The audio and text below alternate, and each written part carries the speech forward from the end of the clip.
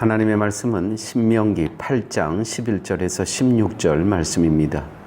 너를 인도하여 그 광대하고 위험한 광야 곧 불뱀과 전갈이 있고 물이 없는 건조한 땅을 지나게 하셨으며 또 너를 위하여 단단한 반석에서 물을 내셨으며 내 조상들도 알지 못하던 만나를 광야에서 내게 먹이셨나니 이는 다 너를 낮추시며 너를 시험하사 마침내 내게 복을 주려 하심이었느니라.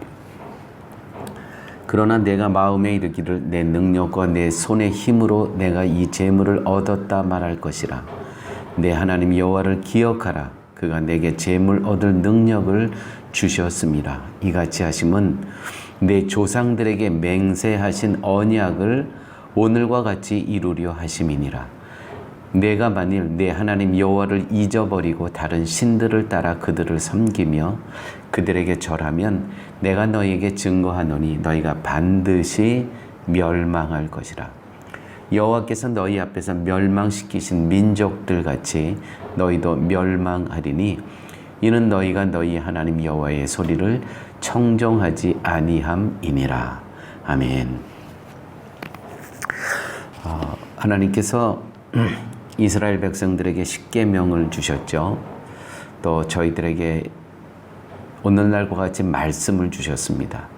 말씀은 두 가지 차원에서 실행이 됩니다.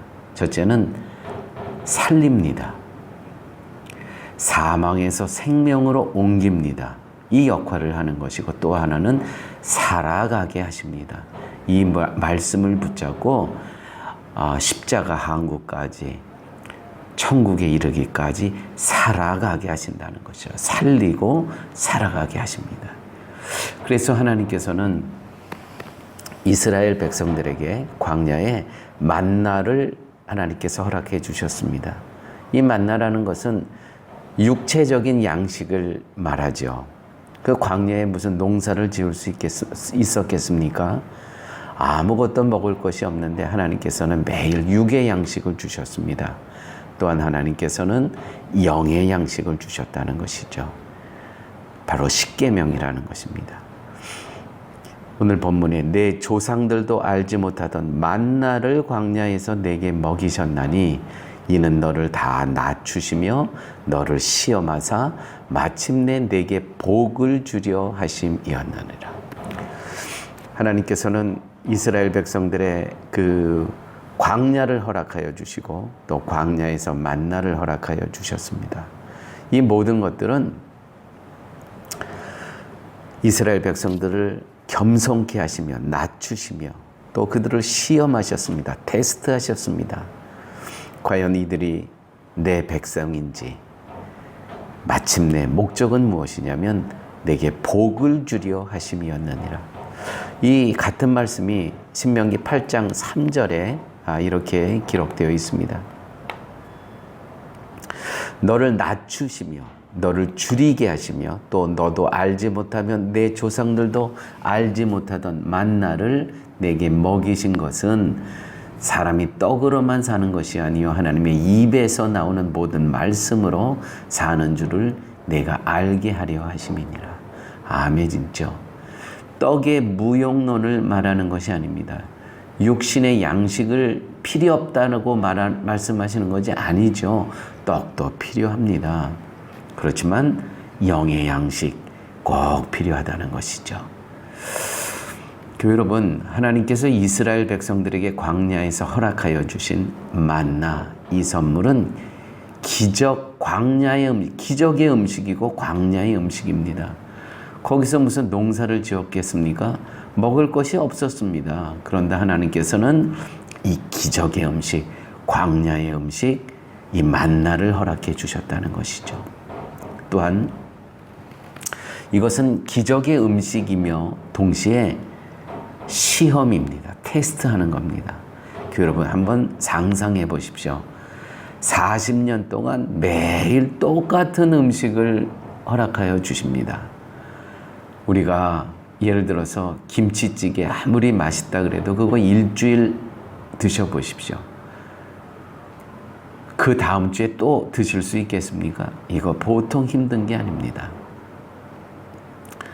저도 한 번은 제가 칠레에서 이제 조기 유학을 할 때 거기 한국 음식도 없고 제가 어떻게 해먹을 취사 도구가 없어가지고 한 달을 매일 통닭만 먹었습니다. 제가 하숙하고 있는 근처에 통닭. 나중에는요, 그 닭 냄새가 나서 못 먹겠더라고요. 근데 40년 동안 아무리 맛있는 음식일지라도 40년을 어떻게 먹겠습니까? 시험하셨다는 것이죠. 하나님께서 너희들이 정말 육의 양식만 해결되면 나를 잘 섬길 수 있니? 이 하나님께서 물으시는 거예요. 정말 너희들 떡만 해결되면 나를 섬길 수 있니? 영적인 실력을 그들은 스스로 몰랐다는 것이죠. 하나님께서는요, 그들이 배신할 줄 알면서도 육의 양식을 주면 그들이 하나님을 섬긴다고 해요. 그런데 하나님께서는 배신할 줄 알면서도요, 그들에게 40년 동안 육의 양식을 허락해 주신 겁니다.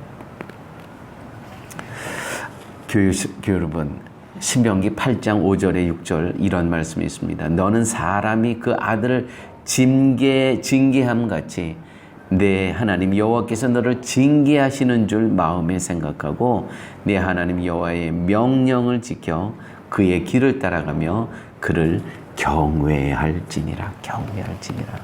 하나님께서 이렇게 광야를 통해서 하나님께서는요, 그들에게 또 은혜도 베푸시지만 이 광야의 삶은 징계라는 것이죠. 징계, 시험, 징계, 고통. 그런데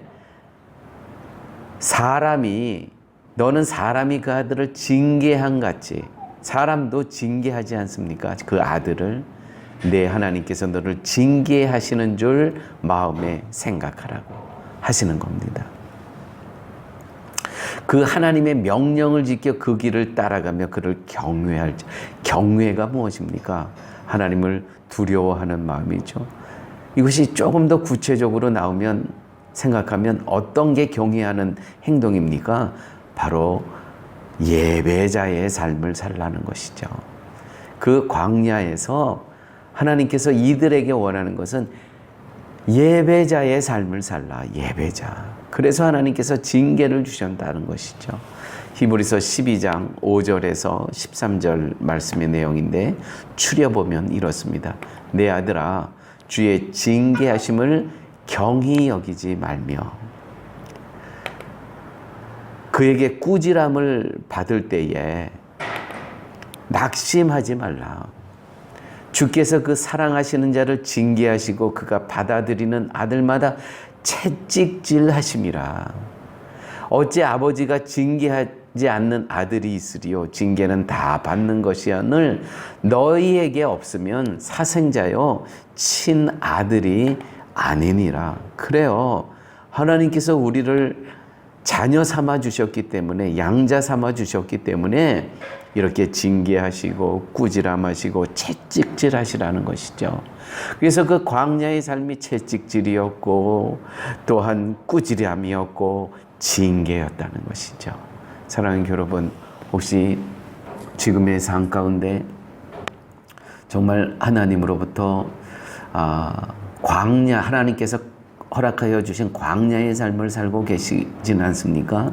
그것이 사랑하시기 때문에, 친아들이기 때문에 채찍질하시고 꾸지람하시고 징계하시는 그 하나님의 사랑이심을 믿으시기 바랍니다. 십계명에서 제일 많이 나오는 단어가 무엇인지 아십니까? 십계명에서 제일 많이 나오는 단어는 이웃입니다. 여러분, 애굽에서는 이웃이 필요 없었습니다. 다 경쟁만이 있었습니다. 내가 저 사람을 딛고 올라가야 돼요. 그런데 이웃이라는 것은 내가 딛는 게 아니고 내가 굽혀서 나를 딛고 올라가라고 하는 그 관계가 바로 이웃입니다. 이웃. 인간성이, 그 애굽에서는 인간성을 기대할 수 없었던 환경입니다. 그러나 하나님께서는 이 홍해를 건너 광야길을 가는 이스라엘 백성들에게 이제는 이웃에게 눈을 돌리라고 합니다. 또 이제 홍해를 이제 요단강을 건너서 저 적과 꿀이 흐르는 저 적과 꿀이 흐르는 그 약속의 땅에 들어가서 필요한 것이 이웃에게 눈을 돌리라는 것입니다. 이웃에게. 거기가 바로 가나안 땅이라는 것이죠. 출애굽기 20장 12절에서 17절 한번 보도록 할까요? 내 부모를 공경하라. 가장 가까운 이웃입니다. 그리하면 네 하나님 여호와가 내게 준 땅에서 내 생명이 길리라. 살인하지 말라. 내 이웃입니다. 간음하지 말라. 우리의 이웃입니다. 도둑질하지 말라. 이웃입니다. 내 이웃에 대하여 거짓 증거하지 말라. 내 이웃의 집을 탐내지 말라. 내 이웃의 아내나 그의 남정이나 그의 여정이나 그의 소나 그의 나귀나 물은 내 이웃의 수요를 탐내지 말라. 여러분, 이웃을 어떻게 섬기시고 계십니까? 사랑의 교회를 우리가 섬기고 있는데 교회의 실력은 두 가지입니다. 정말 우리 교회가 실력 있는, 영적으로 실력 있는 교회가, 그것은 우리의 예배를 보면 알 수가 있고요. 하나님과의 관계를 보면 알 수가 있고요. 또한 이웃을 우리가 어떻게 섬기고 있는가, 그것을 보면 나의 영성을, 우리 교회의 영역을 측정할 수 있다는 것이죠. 이 두 가지는 너무너무 소중한 것입니다. 사랑하는 여러분, 하나님께서 이스라엘 백성들에게 계명을 주시지 않았습니까? 이 계명이 바로 이 만나라는 것입니다. 말씀이라는 거예요. 율례와 법도라는 것이죠. 이것이 바로 하나님의 정의였습니다. 약자를 돌보라는 것이죠. 약자에 대한 배려. 하나님의 정의는 두 가지입니다. 십계명을 압축하면 두 가지입니다. 뭐예요? 하나님께 예배드림. 둘째는 이웃을 돌보고 배려하라는 것이죠. 이 두 가지. 사랑의 교회가 이 두 가지를 실천하고 있는가? 그러면 영성이 있고 영역이 있고 영권이 있는 그러한 공동체라는 것이죠. 아무쪼록 우리 사랑의 교회가 하나님과의 예배의 관계가 든든하고 이웃과의 나눔의 관계가, 사랑의 관계가 충만한 그러한 복된 교회 되기를 예수님의 이름으로 축원드립니다. 아멘.